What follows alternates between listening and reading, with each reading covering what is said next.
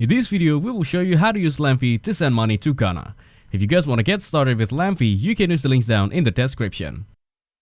First, download the Lemfi app on your Android or iPhone device. Then, open the app and sign up for a free account. Now, complete the identity verification process to secure your account. Here, add money to your Lemfi account by topping up via your card or bank account.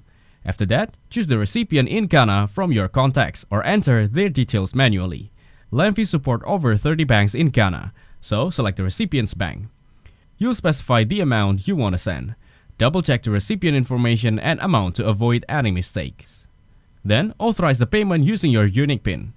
Now confirm the transaction and Lemfi will securely transfer the money to the recipient's bank account in Ghana.